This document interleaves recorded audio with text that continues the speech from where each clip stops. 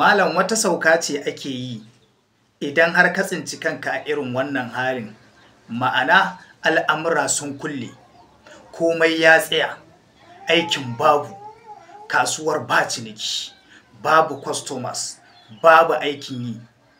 Kai malam ko ka shiga cikin wata damuwa wannan saukar ake yi. Domin Alƙur'ani shifa'un linnasi ne wa rahmatan minna.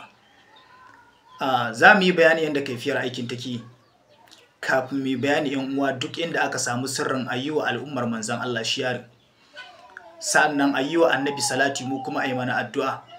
Masu buƙatar magani cibiyar mu ta Albayan Herbal Medicine za a iya mana magana akan nambobin mu na WhatsApp da suke a ƙasa insha Allah tabaraka wa ta'ala.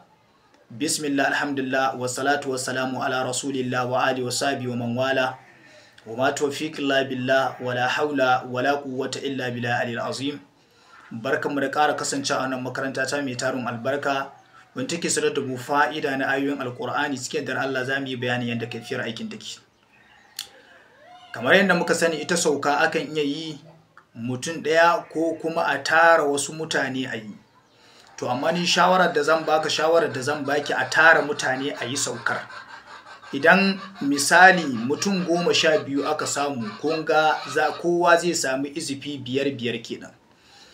Idan ma sama da haka dai aka samu, to kowa zai iya samun abin da Allah ya sa zai samu.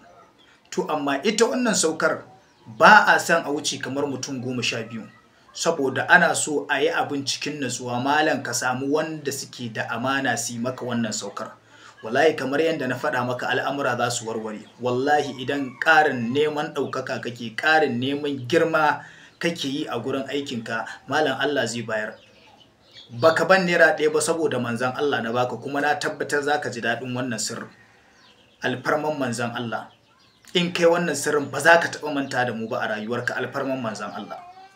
Kai malam wasu kuɗinka aka rike maka a wata ma'aikata ko a wani guri, ka yi sa a yi maka wannan sauka alfarman manzan Allah ka ga biyan bukata. Za ka sa a yi masa 1000. Idan aka yi masa 1000 sai a tara mutanen da za su yi saukan. Duk izifi ɗaya za a karanta Fatiha 33. Duk izifi ɗaya za a karanta Fatiha 33. Don mutum ɗaya haka zai yi.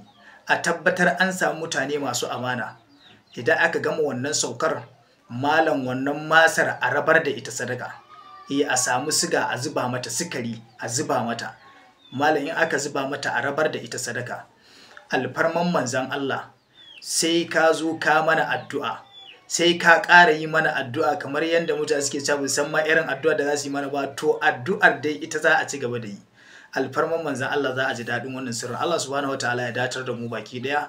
Muna yi wa kowa da kowa fatan alkhairi, sai Allah ya haɗa mu a karo na gaba. Haza wa salam, na barku lafiya.